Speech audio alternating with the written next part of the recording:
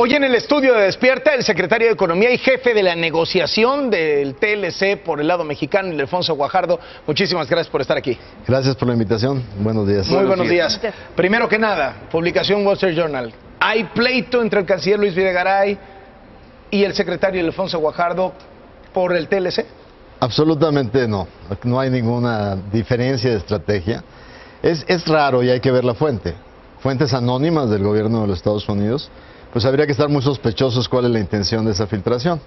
Sin duda, la posición mexicana se construye con una estrategia integral. Yo soy el responsable de la negociación del TLC y el canciller es el responsable, por instrucción presidencial, de integrar toda la negociación con Estados Unidos. Sería una locura no fortalecernos como parte del gabinete del presidente para llevar una sola estrategia del gobierno de México. Ahora, lo que se sabía incluso desde hace semanas, y me parece hasta natural, o sea, me parece que no es que uno esté bien y otro mal, es que lo que quería usted era aguantar, no cerrar tan rápido el TLC, que consideraba que se le podían sacar en la negociación más cosas a Estados Unidos. Y la visión del canciller Videgaray era decir, no, vamos mejor cerrando la incertidumbre y vamos agarrando ya un trato, etcétera, etcétera. Las dos cosas eran buenas. E incluso yo creo que si hago una encuesta a la gente, pues a lo mejor la mitad dice, no, pues yo cerraría ya con tal de que ya dejemos de hablar del TLC, y la otra mitad diría, no hombre, obtengamos mejores cosas si se puede. ¿Eso llegó a ver? Yo creo que los dos que somos simplemente parte del equipo de un presidente que es el líder de este proceso, entendemos perfectamente que hay que hacer frente a la incertidumbre. Siempre lo he dicho yo aquí, hay que cerrar el TLC lo más rápido posible para evitar esa incertidumbre. Pero el cierre depende de la calidad de cierre que podemos tener. Y en eso no hay ninguna diferencia en el gabinete del presidente Peña Nieto. Y la instrucción, cada vez que se va a establecer una estrategia, el canciller y yo vamos con el presidente para presentarle y delinearle las acciones. Y antes de presentarla en Estados Unidos, el gobierno mexicano tiene una sola posición, o sea, no hay dos posiciones. Esas son filtraciones amañadas. Las discusiones se dan acá. Acá se dan las discusiones, pero además con un análisis estratégico de qué es lo que nos conviene, y la posición es una sola, y es la posición que instruye el presidente en este proceso. ¿Será parte de una estrategia para tratar de debilitar, para fracturar el equipo mexicano de negociación? Siempre tienes que ser sospechoso de filtraciones que vienen del gobierno, que es el que trata de pasar la arrolladora sobre tus intereses, ¿no? El gobierno de Estados Unidos. El gobierno de Estados Unidos. Entonces siempre tienes que estar consciente de que si las filtraciones salen de Washington no traían en el mejor espíritu deseado. Y es muy importante que no logren su objetivo. Aquí estamos dos miembros del gabinete del presidente Peña, uno responsable de la relación integral de México con Estados Unidos, que dentro de ella está el área de la responsabilidad comercial, y ambos tenemos una visión que se complementa, se enriquece y se tiene que diseñar para poder utilizar en la mejor estrategia posible. ¿Cómo se prepara México ante una eventual aplicación de un arancel de hasta el 25% en la industria automotriz? ¿Cómo lo vemos? Yo creo que este anuncio que hizo el presidente Trump pues es parte de lo que ya sabemos. En la Casa Blanca ya aprendimos que la política pública no se diseña de abajo hacia arriba. O sea, un día el presidente sale con una idea de cómo lograr mover algunas cosas que le interesa mover.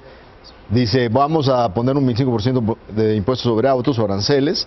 Y entonces su equipo tiene que moverse a la carrera para ver cómo estira la posibilidad de hacerlo utilizando los instrumentos disponibles, inclusive una ley obsoleta que estaba ahí desde hace de los 60s, utilizar una acción comercial para protegerte de medidas de seguridad. Y bueno, ha sido inclusive hasta un poco ridicularizada en Estados Unidos, ¿no? Por ahí en los programas cómicos dicen, pues ahora tener un Mercedes en Manhattan es un riesgo de seguridad nacional, ¿no? Y entonces lo que tiene uno que entender es que el proceso, la estrategia de negociación no puede variar por fuego artificial que se lanzó por ahí. Primero, una 232 va a requerir mínimo 270 días, porque para darle solidez jurídica mínima a esta cosa que está bastante mal parada, se requiere cumplir con una serie de requisitos. O sea, ¿no le creen la amenaza a Trump? Pues mira, por ejemplo, la sacó a cero y pues sí la llevó a una realidad. A cero todavía la pudieron fundamentar un poquito más. Pero lo que sí te puedo decir, que créala o no la amenaza, tu negociación está diseñada para los próximos meses y no debes de influir esa estrategia porque, cuidado, a lo mejor en 270 días, bueno, pero además, en el caso de Canadá y México, pues $5,000 de cada automóvil contienen piezas norteamericanas. Entonces también tienen duda de la seguridad nacional, de sus propias autopartes integradas en los autos que se integran en América del Norte. Yo creo que tenemos que poner las cosas en su dimensión, tenemos que seguir una estrategia totalmente pensada y sobre todo, entre más ruido se establece en estos fuegos artificiales, más te debes de concentrar y de comprometer con una estrategia sólida, bien pensada y que la estés empujando hacia adelante. Ahora, ¿qué hay de estas versiones de que México habría ofrecido a Estados Unidos a cambio de que de la Casa Blanca deje atrás propuestas tóxicas como la cláusula Sunset y como el asunto del estacionario de productos agrícolas, de que el 20% del valor de un auto provenga de países en donde los salarios sean mejores, es decir, este asunto salarial en donde Estados Unidos quiere que México le pague mejor a sus trabajadores? Mira, aquí sí me gustaría aclarar, la propuesta estadounidense original, que mudó de aquella propuesta que querían que la mitad de lo que se hace en América del Norte se haga en un país específico, la mudaron a un porcentaje que se haga en una zona de altos salarios. No quiere decir que impongan salarios en México. Entonces la propuesta dice 40% de un automóvil debe ser una zona de altos salarios. ¿Qué quiere decir? Pues que ahorita con la diferencia salarial, 40% tendría que ser hecha en Canadá y en Estados Unidos. O que suban los salarios de la industria automotriz en México, en los estados que es algo que es un aliciente para que en el largo plazo pues tengas un mejoramiento de los salarios en el sector automotriz mexicano, que es bastante bueno como estrategia de política pública. Ahora, siendo realistas, eso no va a ocurrir de un día para otro y por lo tanto el diseño de un automóvil pues tendrá la posibilidad de hacer 40% de un automóvil en Canadá y en Estados Unidos y la otra posibilidad de hacer 60% de un automóvil en México, o una parte en México y otra parte en el resto del mundo, porque los automóviles se integran de una manera distinta. Entonces, de entrada no es imponer salarios, sino simplemente cómo distribuir. Y segundo, tú hacías la pregunta específica, pues en una negociación siempre estamos haciendo propuestas y contrapropuestas. ¿Y cuál es cuál es la posición mexicana? Perdón. No, la posición mexicana es decir, a ver, vamos a establecer un incentivo para que se hagan más cosas en América del Norte. Subamos la integración. Analicemos que en este mercado, el 80% del mercado automotriz, o más, casi el 85% del consumo, lo tiene América del Norte. No compartimos la idea mercantilista, pero para ellos en esta administración es muy importante. Bueno, vamos a ver cómo están integradas las empresas. Para muchas de las empresas integradas, para el 65% de nuestras exportaciones, estos nuevos requisitos, el esfuerzo es marginal. Pero para un 35% de nuestras exportaciones sí tendrían que ser parte de un diseño fundamental. Pero te doy una respuesta muy sencilla. Analizar y tratar de acomodar un acuerdo sería más sencillo si no hubiera una cláusula sunset en la negociación. ¿Por qué? Porque, ok, yo te pido a ti, empresa automotriz, haz un gran esfuerzo, transfórmate, haz más cosas en América del Norte. Pero en 5 años después te digo, ¿sabes qué? Cambié de opinión. México le ofreció el 20%, o sea, Estados Unidos quería 40%, ¿México le ofreció el 20%? Como tú sabes, Carlos, esta negociación no se acaba hasta que se acaba, y compartir las etapas en las que estamos, pues no es muy saludable. ¿Pero sí le ofreció abrir esta posibilidad o transitar hacia un esquema así? Lo que yo te puedo decir que en la última ronda de negociaciones y en la visita que hizo mi equipo la semana pasada, hicimos una contrapropuesta. Y esa contrapropuesta está atada a una serie de elementos que tienen que equilibrarse.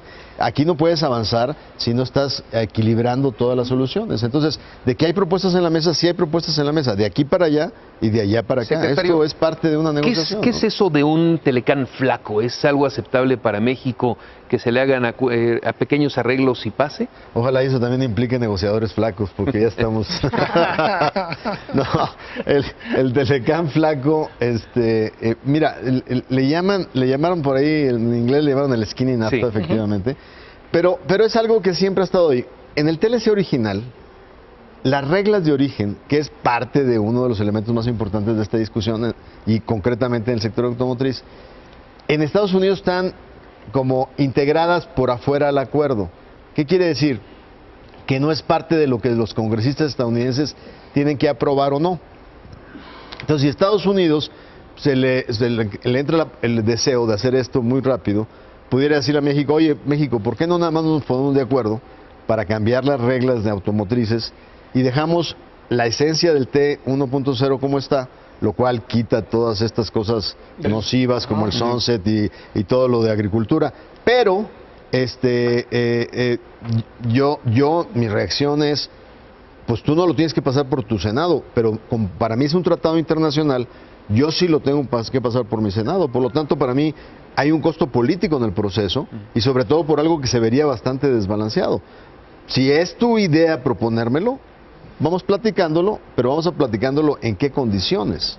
O sea, el Skinny NAFTA salió ya de un grupo pues, del sector privado con muy buenas intenciones que quieren mucho seguir haciendo negocios con México, pero que hasta ahorita no es una propuesta que ha puesto el gobierno estadounidense en la mesa. Ni la ha explicado, porque además nada más salió a decir esto y no dio la más única explicación es una modificación al NAFTA que no requeriría aprobación legislativa, que es una parte muy difícil porque nadie garantiza que lo que finalmente terminemos acordando necesariamente tenga posibilidades de aprobación en el lame duck famoso del final de este Congreso que está por ahí. Y no les gusta mucho esa idea del skinny NAFTA, del NAFTA flaquito. A mí no me gusta mucho porque te pone la obligatoriedad de que tú sí tienes que ir a tu Senado. Y bueno, habría que verlo en función de qué equilibrios o de qué... Dos preguntas rápidas. Ricardo Anaya dice, el gobierno ya está muy debilitado para seguir renegociando el TLC, párenlo hasta después de las elecciones. ¿Qué contestan ustedes? Sin duda, eso es una falsedad, porque cuando tú estás viendo, mientras tú tengas la posibilidad de estar sentado en una mesa de negociación, por obligación de seguir sirviendo los intereses de tu país, debes de estar ahí. En lugar de estar diciendo que debamos o no, lo que deberíamos estar haciendo es como que la capacidad de ver el interés del pueblo y del Estado mexicano, todos estar pensando en los mismos términos, sean azules, amarillos o los que sean, todos debemos determinar defender a México. Y hasta hoy la estrategia ha sido la correcta.